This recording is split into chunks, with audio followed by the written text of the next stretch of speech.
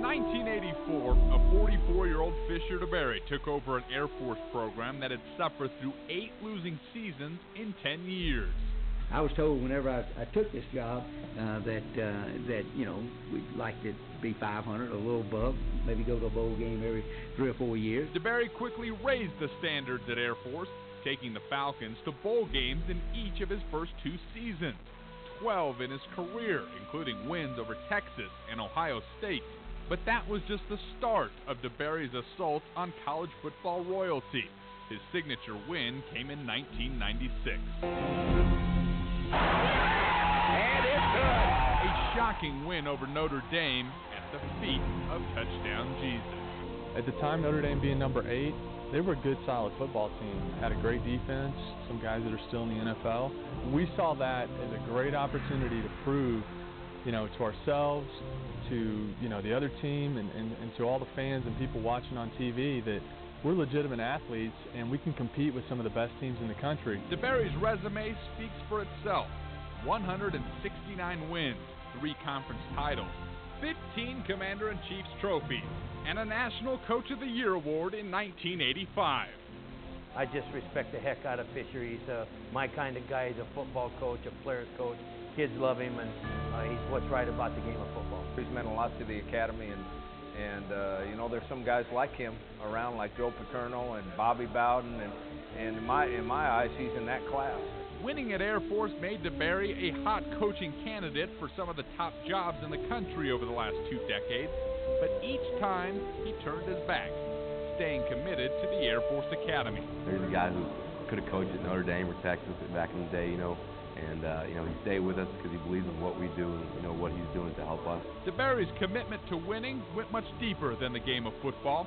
He's always measured his success not just in wins and losses, but with molding men of character.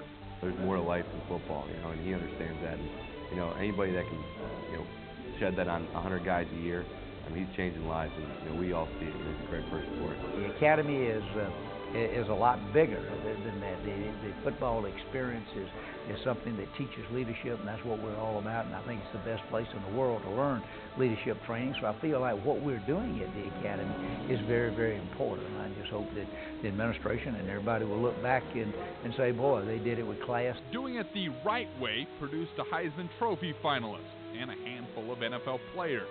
But no matter who the player or how good he was on the football field, DeBerry has always remained a key part in their lives. It really is kind of a family environment. He preaches that, and it's not something that is just talked about at Air Force. It's a reality. The kids come in there and they're adopted into the Air Force Falcon family. Because of that family environment, he's created something real special at Air Force that you really don't see very many other places. In the end, it was the standards he built, the expectations he raised, that began to tear him down. 3 straight losing seasons and a few off-the-field incidents cast a dark shadow over the program for the first time in DeBerry's career.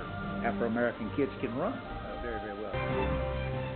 Now, one of those stories that makes us shake our heads in amazement, a comment by a very public figure that stirs racial controversy today. The head football coach at the Air Force Academy. That's not fair at all to attach, anything like that to Coach DeBerry. You can talk to players that have played for Coach, both black and white, and they'll tell you that he's not in any way, a racist or anything like that at all. I think that's going to have no effect at all on Coach DeBerry or his legacy. The time has come. DeBerry walks away from the Air Force Academy, the winningest coach in program history.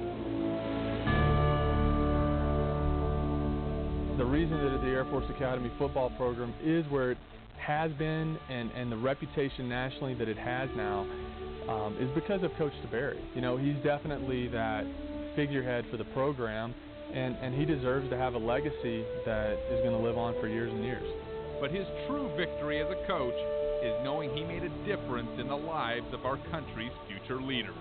I just, want the players to say, boy, it was fun playing for him, and I know he cared.